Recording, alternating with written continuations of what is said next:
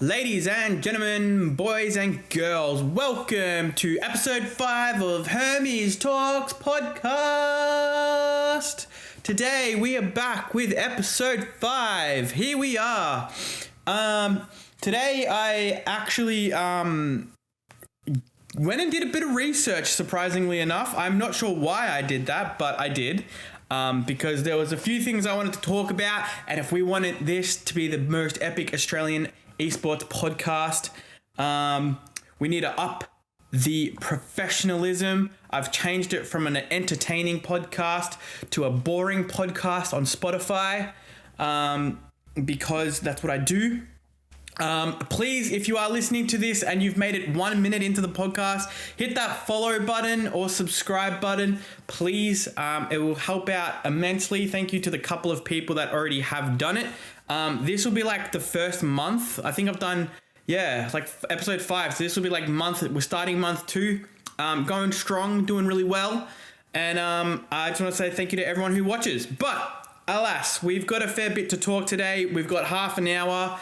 And let's do this. So I'm kind of going to cut the whole real estate out of this podcast because, it's just not needed. Real estate's going well, and I'm doing some stuff there. All right. So we're not going to bypass that, and we're going to talk about esports, specifically in Australia today, but also around the world. Because a couple of interesting things popped up on Twitter this week that I wanted to mention to you all, that I thought was interesting. So first up is a tweet from Jake Punton, Kit Fox Punton, at Kit Fox Punton. He tweets out, "Don't get me wrong. I am so happy that our Valorant players are making it overseas. Every single one deserves their shot. But I'm tired of OCE being treated as a farm. Every single time players and teams put us on the map, the crop gets harvested and we are back where we began. I would love to see a team dominate and continue to fight for our region and its acceptance globally. According to Liquipedia, the highest standard of competition in OCE is listed as B tier. Don't know about you, but I'm not happy being B tier. We as a region are better." So that came out today. That sparked debate. I replied to him. That sparks debate in the sense for me of essentially he's 100% correct, right?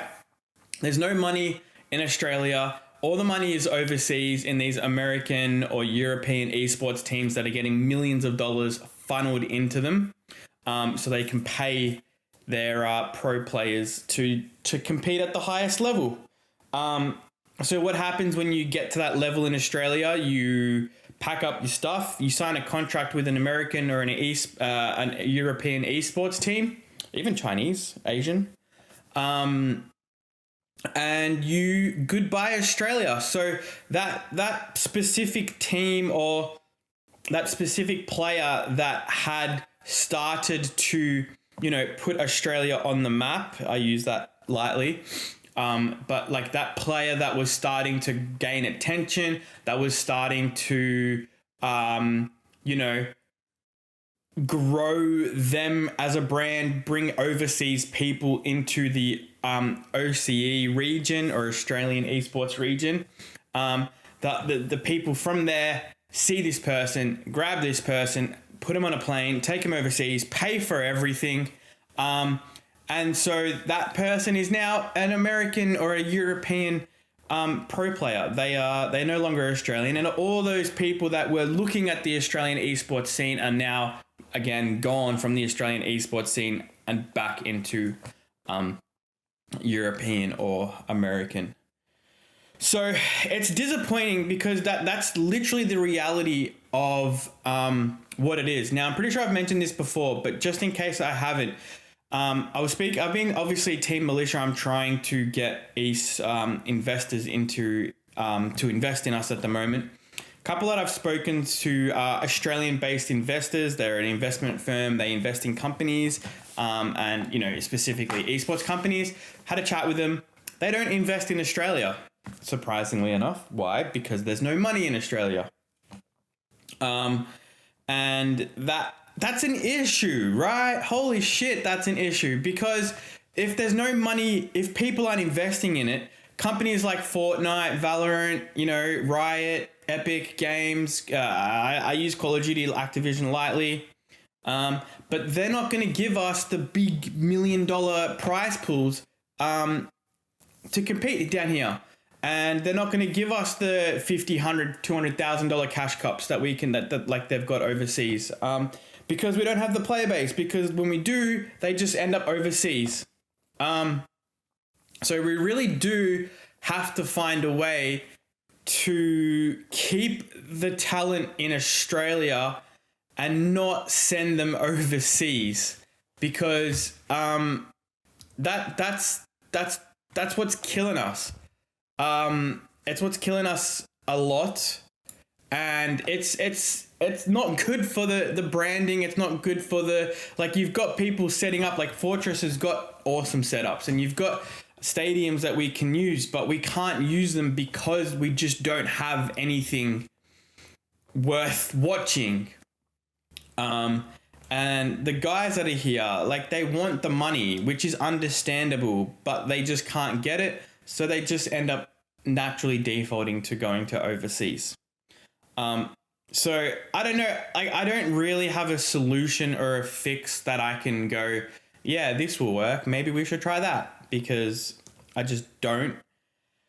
But it can't be too hard to go and bring someone from overseas to Australia, like a Booga, for example, or like a Valorant player from Sentinels, for example, or like 100 Thieves, tens would be good, and bring them to Australia on like a 12-month contract, pay them the ridiculous amount of money, and see how it performs.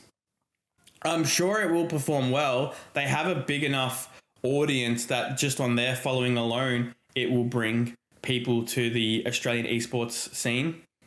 But again, that's not a permanent fix, because once that person goes back to the country in which they came from, there we lose the player base again. And with it, you'd have to funnel more money into it, I guess. But then that doesn't really fix the problem. It's just sugarcoating the problem. So on that front of things, I'm not really too sure. I don't know how you change a whole industry and bring people in, because I'm taught, most of the stuff I talk is from a business perspective, where we are trying to develop an esports team, and we're trying to solve this issue and bring new people into the industry and stay away from the traditional market of esports and try and develop and innovate a new way. Is it going to bring more eyeballs to the industry as a whole? Hopefully, that would be nice if it did. Is it going to fix the problem of people eventually growing too big and wanting to go to Australia, America, or Europe? Well, no, because I think if you can have the problem is there's no money in the business. Investors don't want to invest in Australian esports, and the Australian esports income is not as big. So, should you create, and like we are doing right now, trying to create an esports company that does not rely on investors to fund the company? Obviously we want that initial investment, okay?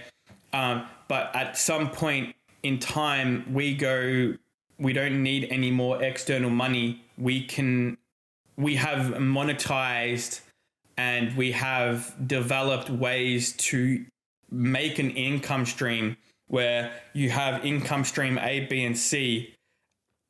Excuse me, A loses money, B breaks even, C, has a 5x return. You take half of income C, give it to income A. Income A is fully funded. Income B is obviously breaking even, so you don't need to do anything there. And income C is still 2.5xing, right? So like you're not exactly growing $1 billion company where you're going to have, millions of dollars of money left over at the end of the year for profit. But overall, if you're spending, half of $500,000 a year on salary, income B in income A, income B is costing you 500,000, but it's making you 550,000, right? So you're breaking even basically. And income C costs you 50,000 a year or 100,000 a year, but it makes $1 million a year. It covers that's a profitable business at the end of the day, right? So it's figuring out and developing a team, which is what I'm trying to do at the moment. Like at the moment, I'm putting together a pitch deck. But anyway, before I get into us, that kind of sums off. We need to find ways, and I don't have any bright ideas to bring people into esports in Australia, but it's probably not going to happen anytime soon. Well, hopefully it does, but on to the next thing.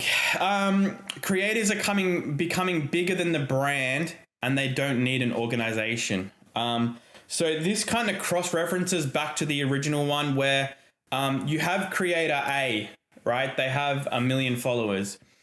Creator A is part of an organization. Organization has, 750,000 followers, right?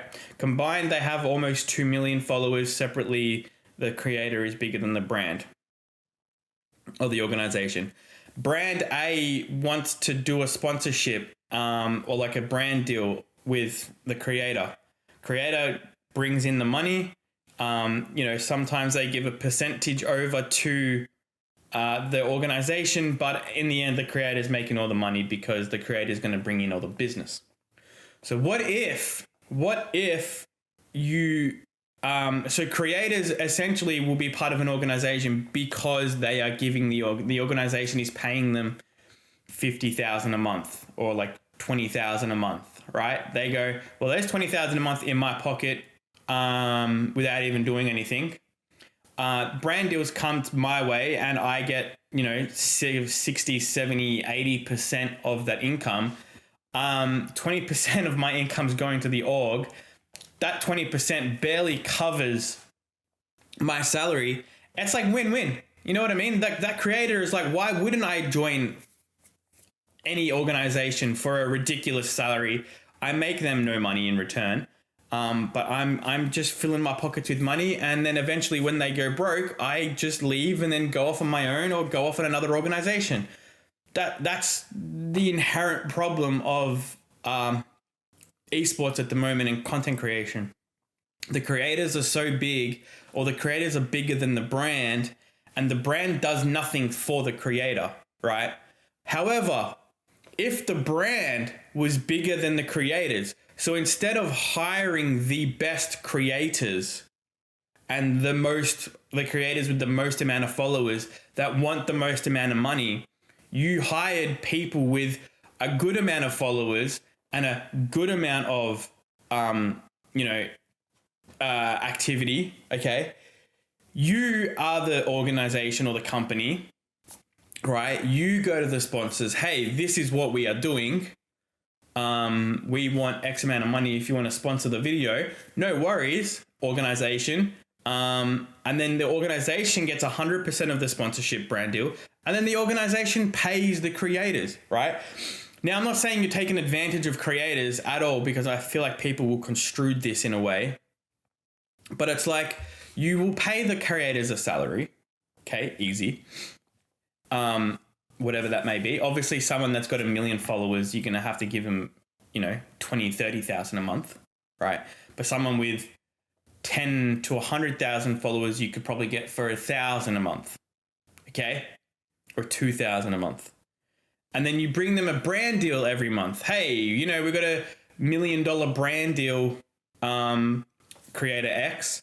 Here's $20,000 go and make 2 videos or go and make a video, but you have 10 creators, right? So that's 200,000 a month, right? That you're giving all these creators. So not only are they getting paid 1,000 a month, which look, at the end of the day is kind of just a royalty thing that, hey, you're on contract with us. We'll give you some money based on how many followers you have, right? Not only are you then building this creator, okay, you're giving them the opportunity. So you're receiving $1 million for the brand deal. You're spending, say, $300,000-$400,000 on marketing that brand deal to the followers, right? And then the company's putting $500,000 in their pocket. How do people not see this? I don't understand. Like, I know it's probably not that easy, and maybe I'm just dumbing it down to a real basic interpretation. But at some point, these creators will get bigger, right? So that creator that you're paying $1,000 a month will then go to, from 100,000 followers will go to 200,000 followers. So then from $1,000 a month, you're probably giving them $5,000 a month, right? Now they're on a freaking full-time salary working, like that's minimum wage in Australia, basically, right? So now that creator's big, right? But the org has grown to a point where they're still big enough to go that, hey, we're looking after you. And we're happy to keep you on salary, but we want this, and this, right? So you can negotiate whatever the terms may be, but the company still stays profitable, and the company is still going to end up bringing them the deal. If they decide to do a side deal with another thing, then that's fine. Like a smaller company, go for it. The company takes a cut. Or if you really wanted to look after your staff, and your creators, you would just let them keep the deal, because at the end of the day, the company is still bringing in enough revenue to go, you can have that as a bonus. Because you see companies like, especially what I see in Australia, right, is a lot of the Australian esports teams, like you got Chiefs, you got Power, I don't know, they're kind of the 2 notable ones, right? They are organizations. Right, they have, they're an organization where they compete in esports, they have content creators, and they sell merch, right? And I've said this 100 times. I do not want Team Militia to sell merch. I want Team Militia to sell apparel. I want Team Militia to be a brand where we can go to Gymshark. Hey, our clothing line and our clients or our fans love our merch, our apparel. Sorry, see, it's just ingrained in everyone. Our apparel. We want to do a collaboration with you and sell our apparel together as a brand, right? Boom. Because in my mind, merchandise is like a jersey. A jersey is merch. Like a hat with Team Militia on it is merch.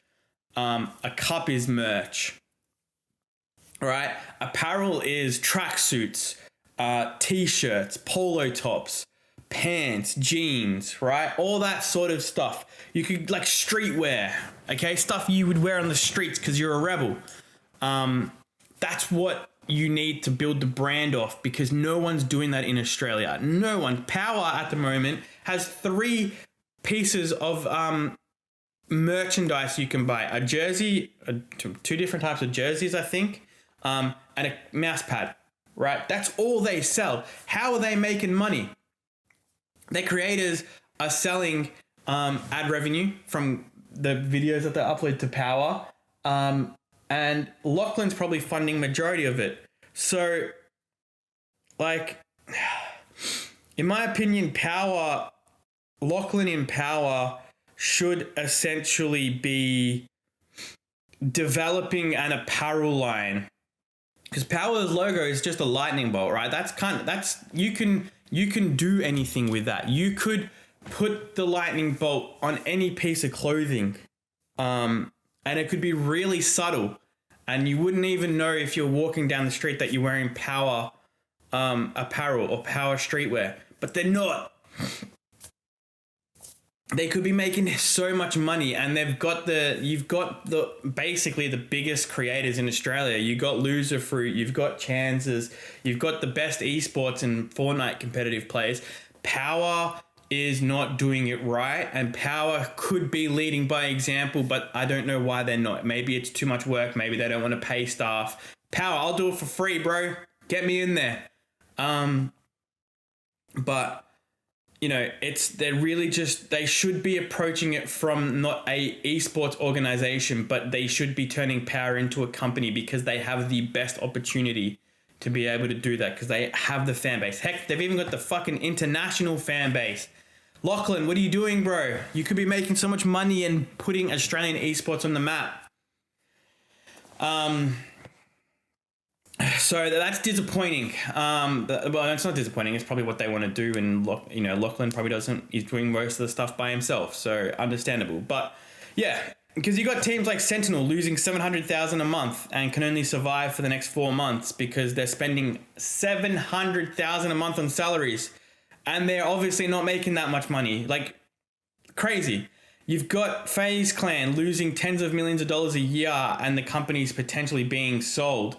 Hopefully that goes back to the OG owners, somehow find a way to buy it back, and then they just bring the company back. But like, it's crazy.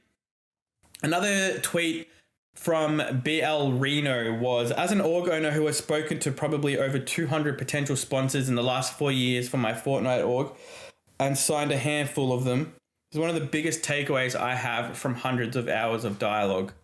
Most sponsors prefer to work directly with agencies, talents, and content creators, not teams, organizations, especially in Fortnite. The more prominent creators and players you have, the worse for the organization. That's exactly what I'm saying. As you have little leverage, so what happens when this isn't your... So what happens then is when you have big stars, they get most of the deals themselves, effectively bypassing the organization. Exactly correct, Reno. Exactly. So from the players and content creators' perspective, on one end, you are getting salaries from the org. Yes, that is paying you considerable amounts per month, but you are also the biggest deal. You are also the biggest deals because the sponsors know that it is ultimately the players and content creators who own the audience. So this is one fundamental problem and issue is fixed. High-end scalability and sustainability of esports orgs, especially in Fortnite, will not happen. There needs to be either a shared ownership, shared accountability type of model, or a brand new way of restructuring. FYI, this is mainly from a Fortnite org POV, but I can imagine Sentinels has faced some similar challenges. They have no sponsors on their jerseys, and we have seen the impact Tens has with, for example, Final Mouse on his own. Fact that they aren't able to monetize their audience is actually nuts because they provide unique value through the Sen brand. See? Exactly what I was saying. I actually forgot I had that tweet there. These Sentinels are paying $700,000 a month, but they are nothing, right? Yes, Tens is bringing exposure to Sentinels, but you know, people aren't buying Sentinels branded. Oh, they might buy a jersey, but like they're not doing anything, right? Tens has the final. I didn't know that. Tens has a deal with Final Mouse, right? He's got his own mouse. So why would anybody want to deal with Sentinels when it's Tens, right? But that is only happening because Tens's brand is bigger, essentially. Okay, they're not loyal to the org, they're loyal to Tens. Now, if you look at traditional sports, yes, you've got people who are loyal to Arsenal. You've got people who are loyal to, in Australia, Collingwood Football Club. You've got people who are also loyal to Ronaldo and Messi. A small portion of people will follow Ronaldo and Messi around. But the larger portion of people will stay and follow that sports team. Like for me, it doesn't matter who leaves and comes from Collingwood Football Club. I'm Collingwood supporter, right? I support Collingwood. It doesn't happen. People buy Collingwood merch. Yes, they'll buy, a Collingwood merch with a jersey and a player's name on it, right? But they'll support the players that Collingwood creates. So why can't esports take a piece of that pie and go, let's create the brand, Team Militia. Let's have jerseys with all our pro players on there, right? And every jersey that's sold, if they're using the code, the pro player's code, the pro player gets a cut. If they just buy it directly, they get a smaller cut, but they get a cut, right? Build the brand, follow traditional sports, because a lot of these people are just, I don't know, I think because esports is still very new, there's just people don't really know what the hell they're doing. But there is so much capitalization and so many ways that people can develop a brand without hiring the best creators and the most popular creators. When it comes to the competitive side of things, I agree, you kind of want the best players because you want to win. But hey, becoming a top 5 organization or a top 5 company in a certain country across your field, like if, for example, Team Militia, if we were consistently ranking 3rd or 4th, man, that's freaking awesome. I don't care. Let the best players, let Power spend, $50,000 a month on consistently getting first place. That's great. But, right, let us, Team Militia, spend $5,000 or $10,000 a month and consistently rank 3rd or 4th. And then occasionally, they get better, or, they'll win the occasional one. And then but like, the company stays profitable and the company still gets the same exposure. Yes, you're not really winning first prize, but at the end of the day, if the company can continually be consistent and make a continued profit instead of, and take home 20,000 in prize pool money instead of 50,000, that's fine. You know what I mean? Because you got to give a cut to the players. So your 50,000 a month that you're spending on your pro players, you're not even getting that money back. Last tweet, which is a guy I've been following around for ages, is Chris Smith. This was a LinkedIn post, actually. Hello, is anybody out there? Australia has already completely speedrun the esports downturn and is now emerging out on the other side. What we're seeing in the US and EU isn't new to us, so hopefully you can learn some things from our experience. I'll tag some experts below who I'm sure will consult for you on their experiences. Australian brands and investors are much more risk averse than they are in the US. Our market is 10 times smaller, but we were making comparable losses to our American esports brethren. After time, brands and investors didn't want to fund that anymore. And you get the result. We've had multiple tier 1 esports organizations change hands. Legacy Bombers, Direwolves, and Avant, just to name a few. That's like losing or changing ownership for TSM, Fnatic, 100 Thieves, and FAZE in our local terms. The teams that remain strong are those who have diversified well into revenues outside of hardcore esports, and I don't mean content. The Chiefs Esports Club runs tons of local live events with sponsors, and I've used Kanga Esports for multiple influencer campaigns. Plus, they even started managing booths at PAX and other live events. How are things going in your country? Am I on the money or missing the point? So these are exactly what I'm saying. Chiefs is doing live events. Kanga Esports is going to PAX and doing influencer campaigns. The company needs to be the brand, and you need to not hire people just because they're the biggest and the best. You need to hire people that are going to do well for the brand and who are keen. At the moment, we're running an initiative in Team Militia where we're paying every single creator on views, right? Do you know how many people took that deal up? 0, right? One, I get that, it's because, we want these guys to grow a brand. We want these guys to be promoting Team Militia, and we want to give these guys the best opportunity, okay? But again, you need to have people that are willing to put in the work at the same time. But that's a discussion for another time because there's a lot of stuff going on with Team Militia at the moment. But just to give a quick update on Team Militia, currently working on a pitch deck If you don't know what that is, look it up on to generate some investors.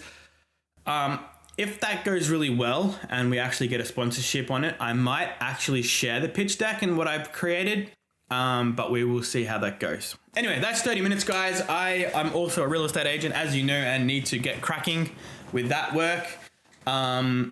So I hope you guys enjoyed. If you did, please follow the podcast, like the YouTube video, because this is on everything. And yeah, I will talk to you on the next one. Adios.